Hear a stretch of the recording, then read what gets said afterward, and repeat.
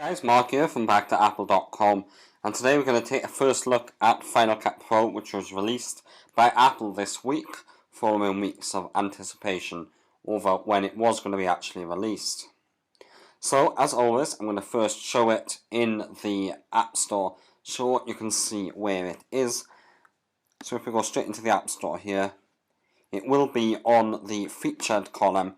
So if we go back to the featured, there it is, Final Cut Pro. Apple's really trying to push this out at the moment. It comes in three parts if you want all the packages. The main Final Cut Pro, which costs about $179 in the UK and about $299 US. You can also get Motion and Compressor as well. Motion is like a Photoshop application for movies, which is pretty cool. I haven't actually got around to downloading that yet. And Compressor just compresses your videos ready for export. So that is it in the App Store.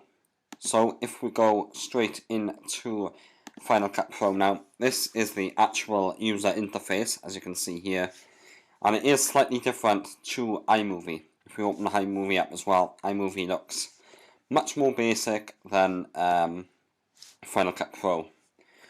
But Final Cut Pro 10, which is this version now, is a complete remodel of the application. Final Cut Pro 7 has been scrapped, and this is the new look. Obviously, Final Cut Pro 7 is still available if you've got that on your computer. There is going to be no concerns with you using that if you're used to using that. Because Final Cut Pro 10 has been complained at this week for being pretty basic. But as it's been explained as well, Final Cut Pro 10 is a brand new remodel, and Apple, I'm sure, will continue to develop it and will make it better. So it is a complete new interface and a complete new work on the application itself. So I haven't got anything up here at the minute, but this is where all your files will be ready to drag into the main timeline. And again, the timeline comes down to the bottom half of the screen here,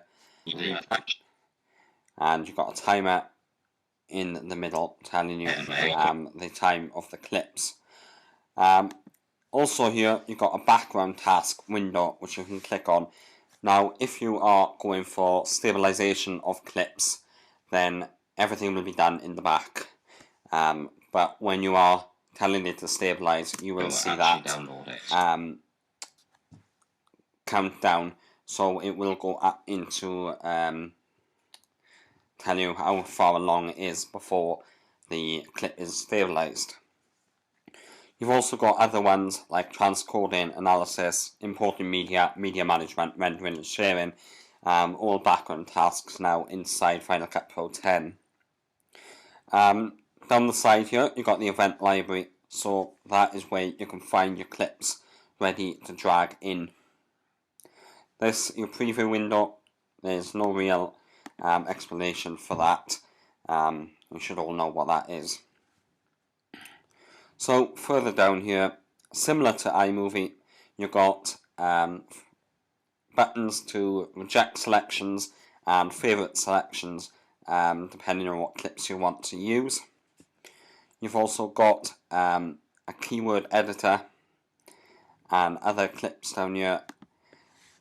This selection tool lets you select the clip, reposition the clip. You can also do similar to iMovie, range the clip around. You can trim the clip as you want. And you've also got a blade. So very easy, you can cut clips in half if you want to separate them so you can edit them to add transitions or whatever between clips. So that is a pretty cool feature as well. Similar to iMovie as well, down here you've got all your extra features. So you've got your effects browser, so you can add audio effects, like blurring, distortion, light effects and everything else. You can add pictures in as well, audio, transitions between, and the transition options very more advanced than iMovie. There are a lot more transitions in there, which are really good to work with as well.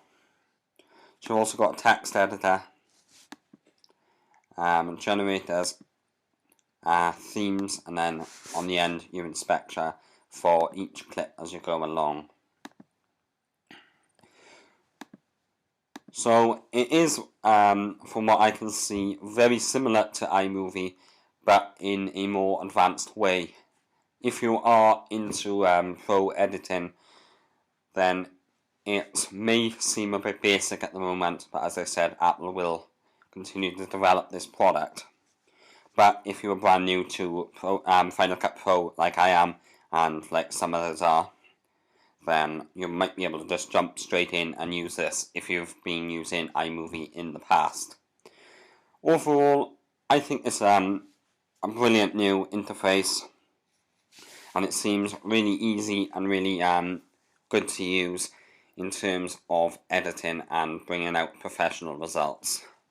So that is a first look at Final Cut Pro, and hopefully I will be able to do tutorials on this in the future once I get to grips with the application. So stay tuned for that.